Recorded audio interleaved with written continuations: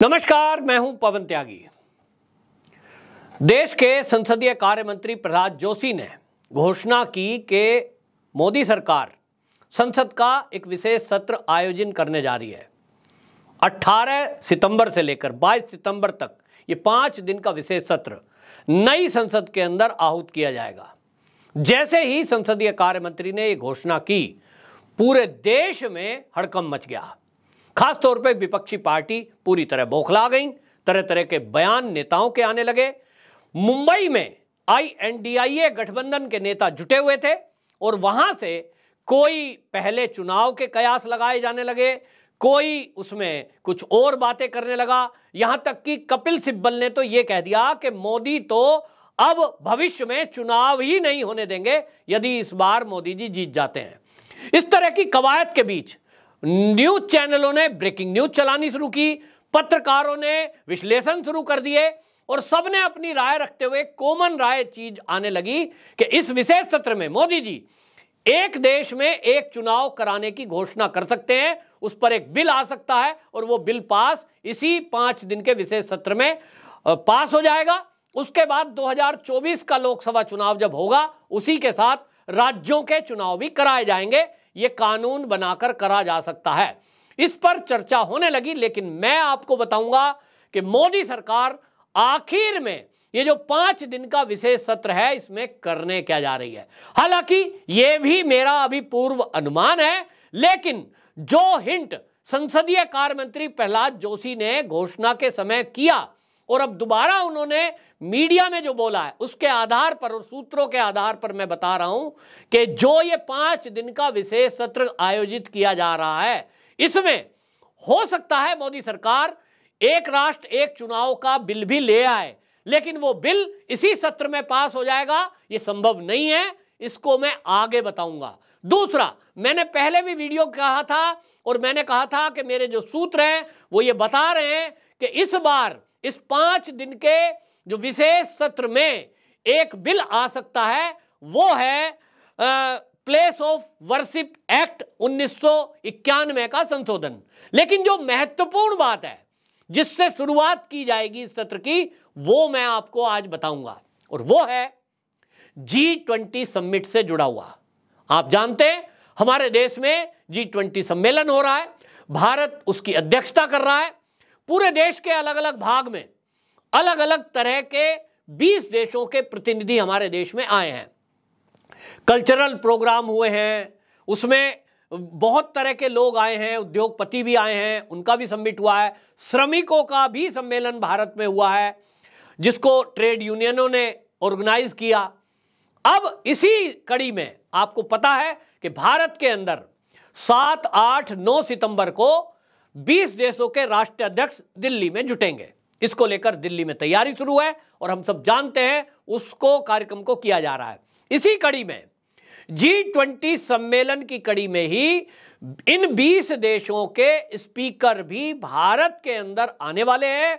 और क्योंकि भारत को लोकतंत्र की जननी कहा जाता है, इसलिए भारत में वो आकर देखना चाहते हैं कि भारत की संसद किस तरह से काम करती है, यहां के सांसद किस तरह से काम करते हैं, लोकतंत्र की रक्षा के लिए यहां किस तरह की कार्रवाई होती है।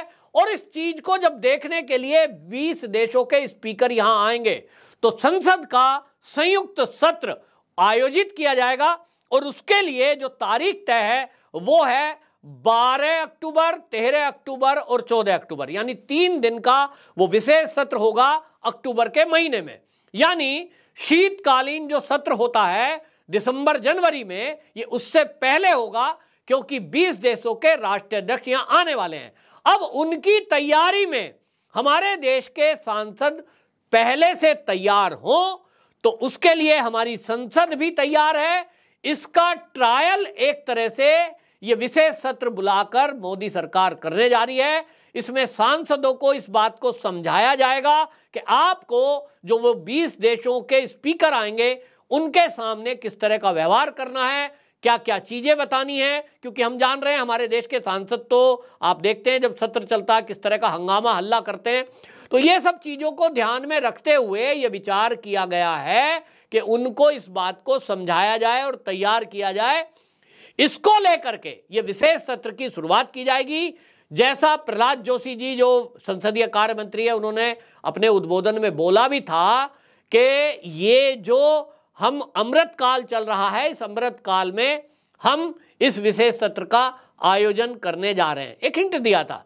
इसको लेकर के जब पत्रकारों ने प्रहलाद जोशी से ये पूछा कि क्या इस विशेष सत्र में एक देश एक चुनाव का भी आयोजन करने सरकार जा रही है, उस बिल को लाने जा रही है, क्या उस बिल को इसमें पास किया जा सकता है? तो प्रहलाद जोशी ने उत्तर देते हुए पत्रकारों को ये कहा, देखिए उसमें इतनी जल्दी से नहीं हो सकता और इतनी जल्दी में हम भी नहीं हैं।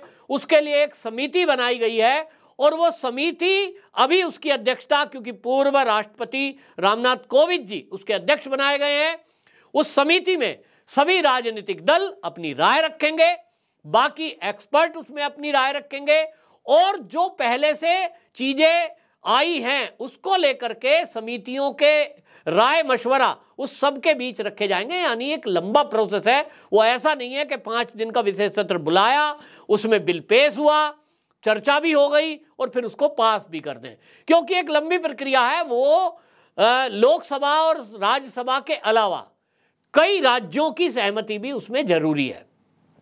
इस पर क्या कानून होगा, ड्राफ्ट क्या होगा, कौन से नियमों को संशोधित करना है, और यह भी आपको बता दूं कि जिसकी चर्चा सारे मीडिया चैनल कर रहे हैं कि इस विशेष सत्र में एक बिल लाया जा सकता है, एक नेशन एक चुनाव, इसको लेकर बात हो रही है। तो यह भी आप समझ लें कि हालांकि ये प्रक्रिया, जैसा विपक्ष कह रहा है कि विपक्ष की एकता से मोदी जी डर गए हैं और इसलिए जो है ये लाया जा रहा है, जैसा मैंने बताया विशेष सत्र का रीजन क्या है, G20 सम्मेलन, 20 देशों के स्पीकर संसद में आकर हमारे देश के सांसदों का काम धाम देखना, उनसे कुछ सीखना, तो अच्छा इंप्रेशन पड़े, अच्छी तरह से हम उनकी बात करें, उनसे हम सीखें वो कैसा काम करते हैं, इसलिए ये विशेष सत्र बुलाया जा रहा है।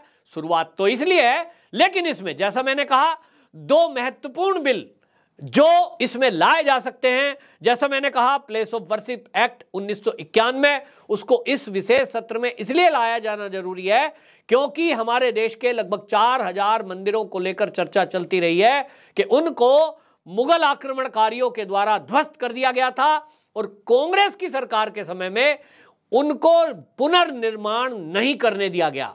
राम मंदिर के रास्ते में भी रोड़े अटकाए गए, कांग्रेस की तरफ से तो वकीलों की फौज तक खड़ी कर दी थी, सुप्रीम कोर्ट में हियरिंग नहीं होने दी थी। और आपको याद होगा कपिल सिब्बल ने तो चुनाव के पहले सुप्रीम कोर्ट तक में ये एप्लीकेशन याचिका लगा दी थी, देखिए जी इसका जो फैसला है चुनाव के बाद में आना चाहिए, अगर चुनाव के पहले आ गया तो इसका लाभ भारतीय जनता पार्टी को मिल जाएगा।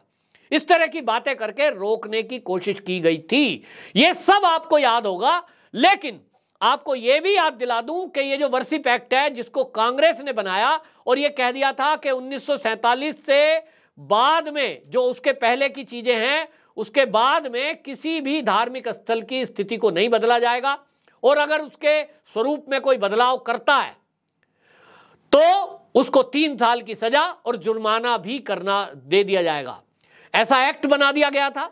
उसी समय ये जो प्लेस ऑफ वर्शिप एक्ट 1991 है, पीवी नरसिम्हा राव उस समय देश के प्रधानमंत्री थे, उन्हीं के समय में उसमें धारा 5 ऐड की गई थी और उसमें लिखा गया था कि अयोध्या में क्योंकि कोर्ट में केस चल रहा था तो अयोध्या को उस फैसले से अलग रखा गया। यानी धारा 5 में लिख दिया कि अयोध्या पर यह एक्ट लागू नहीं होगा। इसका मतलब यह हुआ कि अयोध्या के जो फैसले पर सुप्रीम कोर्ट से जो फैसला हुआ है कि वो जमीन हिंदुओं को दे दी गई और आज राम मंदिर का भव्य निर्माण वहां हो रहा है, वो इसी कारण हो रहा है कि पीवी नरसिम्हा राव के कारण से वो धारा उसमें ऐड की गई थी और उसके कारण से अयोध्या के फैसले पर सुप्रीम कोर्ट ने जब निर्णय दिया तो वो धारा का इफेक्ट था, जिसके कारण ओवैसी जैसे लोगों का आपने बयान सुना होगा जब वो कह रहे थे कि ये जो वर्शिप एक्ट का उल्लंघन है। बार बार आपने बयान सुना होगा, विपक्षी पार्टी के नेता और ओवैसी बार बार इस प्लेस ऑफ वर्शिप एक्ट का उदाहरण दे रहे थे, लेकिन शायद उन्होंने पूरा नहीं पढ़ा था। वो धारा 5 धारा 3 अगर पढ़ लेते तो इस तरह की बात नहीं करते और सुप्रीम कोर्ट ने उस पर फैसला दिया तो वो धाराओं को आधार बनाते हुए दिया, क्योंकि पहले से ही इस एक्ट में लिखा गया था कि अयोध्या पर यह फैसला लागू नहीं होता, बाकी मंदिरों में कोई छेड़छाड़ नहीं हो सकती।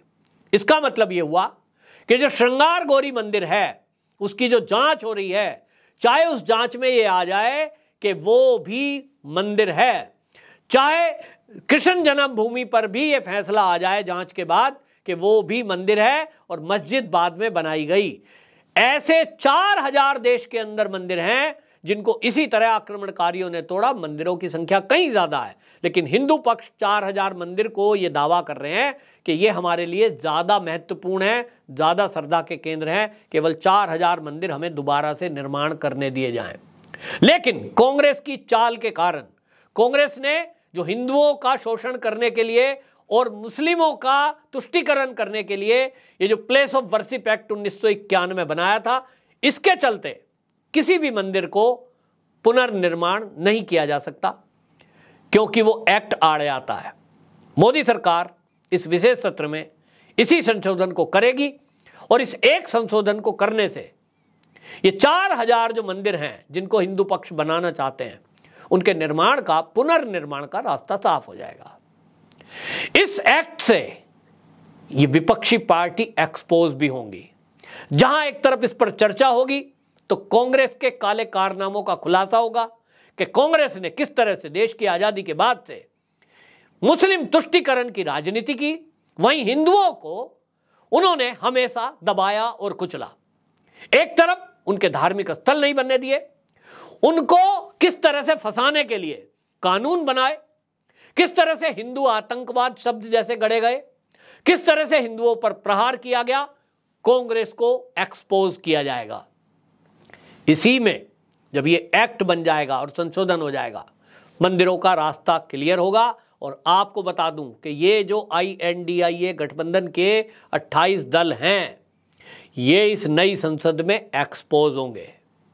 जो भी इस प्लेस ऑफ वर्शिप एक्ट का विरोध करेगा वो साफ साफ पूरा देश देखेगा, क्योंकि संसद टीवी के माध्यम से सभी चैनलों पर वो लाइव चलेगी डिबेट। सब देखेंगे कि हिंदुओं के साथ कौन खड़ा है और मुगल आक्रमणकारियों के साथ कौन खड़ा है। इस देश से मुगल आक्रमणकारियों का कोई रिलेशन नहीं है, इस देश के किसी मुस्लिम का भी कोई रिश्ता नहीं है। और इसलिए इस देश का मुस्लिम भी जो पढ़ा लिखा और समझदार है, वो समझता है कि ये हिंदुओं की भावनाओं का मामला है और इनको ये करने देना चाहिए। लाखों मंदिर तोड़े गए, उनमें से अगर 4000 मंदिर मांगे जा रहे हैं, और अब तो बात 4 की आ गई है, बल्कि राष्ट्रीय स्वयंसेवक संघ के जो सरसंचालक जी हैं मोहन भागवत जी, उन्होंने तो ये कहा था कि अयोध्या के अलावा बाकी मंदिर की अभी हम बात नहीं करेंगे, लेकिन ये 3 मंदिर महत्वपूर्ण है। तो इस कानून के आने से स्वतः ही बाकी का रास्ता क्लियर होता है और कांग्रेस बुरी तरह एक्सपोज होगी। तो ये 2 एक्ट, एक प्लेस ऑफ वर्शिप एक्ट, दूसरा ये बिल पेश किया जा सकता है, एक राष्ट्र एक चुनाव, इसका बिल प्रस्तुत होगा। इसको लेकर के आपको मैं पहले भी बता चुका हूं कि ये जो एक्ट है, इसमें देश का अगर एक साथ चुनाव होता है, 60,000 करोड़ रुपया 2019 में लोकसभा चुनाव में खर्च हुआ। राज्यों में भी अलग अलग चुनाव कराने पर लगभग इतना ही खर्चा आता है। और अगर राज्य और केंद्र यानी लोकसभा और विधानसभा के चुनाव एक साथ होते हैं तो लगभग 50,000 करोड़ रुपया इसमें बचेगा। केवल 1,000 करोड़ रुपए लगभग खर्चा होगा जो EVM एक्स्ट्रा खरीदनी पड़ेंगी। अब इसमें आपको यह भी बता दूं कि 1952 से लेकर 67 तक यही व्यवस्था थी कि राज्य के और केंद्र के चुनाव एक साथ होते थे। जस्टिस रेड्डी की अध्यक्षता में जो विधि आयोग 1999 में बना था, उसने ये प्रपोजल दिया था कि राष्ट्र के चुनाव एक साथ होने चाहिए। इससे टाइम भी बचता है, मैन पावर कम लगती है और पैसा बहुत बचता है। इसी को लेकर 2017 में नीति आयोग ने वर्किंग पेपर तैयार किया था। 2018 में वर्किंग पेपर में यह बताया गया कि यदि एक साथ चुनाव कराने हो तो संविधान में 5 संशोधन करने पड़ेंगे। उसमें अनुच्छेद 83, अनुच्छेद 85, अनुच्छेद 172, 174 और 356। जो 83 अनुच्छेद है उसमें विधानसभा का कार्यकाल, उसको लेकर संशोधित करना पड़ेगा। अभी 5 साल है, फिर उसको 5 के बजाय उसमें संशोधन करके ये करना पड़ेगा कि आवश्यकता पड़ने पर वो 4 साल भी किया जा सकता है, उसको बढ़ाया भी जा सकता है। इसी तरह 356 धारा से आप समझ रहे हैं कि राष्ट्रपति शासन अभी विशेष परिस्थितियों में लगाया जाता है, लॉ एंड ऑर्डर की सिचुएशन या देश की रक्षा सुरक्षा को ध्यान में रखते हुए लगाया जाता है।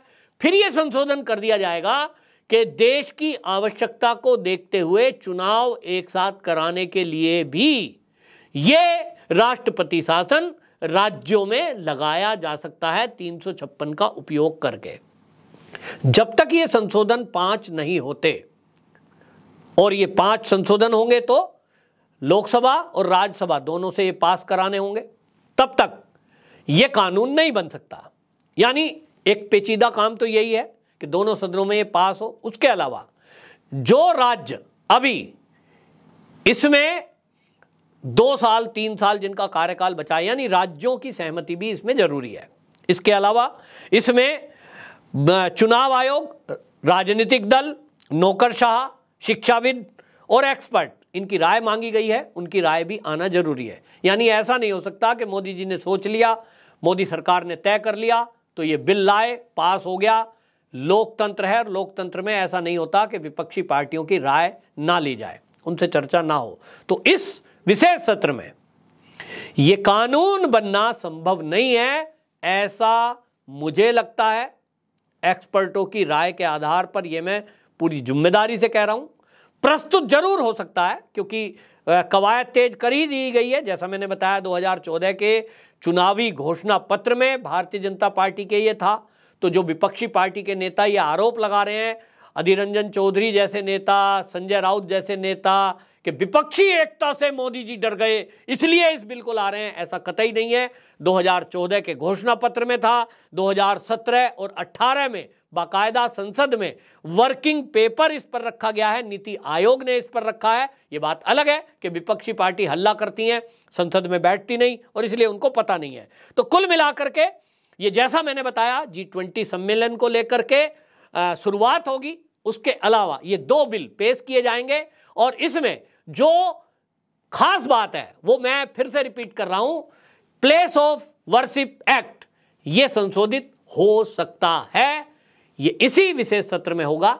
इसका इफेक्ट अगले आने वाले 5 राज्यों के चुनाव पर आपको स्पष्ट रूप से दिखाई देगा। और INDIA गठबंधन, इसका भी आपको चेहरा एक्सपोज होता हुआ दिखाई देगा। इसलिए मेरी जानकारी तो इसी तरह की है, मेरे सूत्रों के हवाले से मुझे ये जानकारी मिली है। आपकी राय क्या है जरूर कमेंट बॉक्स में बताएं कि आपकी राय में ये जो विशेष सत्र है इसका आयोजन प्रयोजन किस कार्य के लिए हो सकता है, और मैंने जो जानकारी आपको दी है क्या आप इससे सहमत हैं। वंदे मातरम।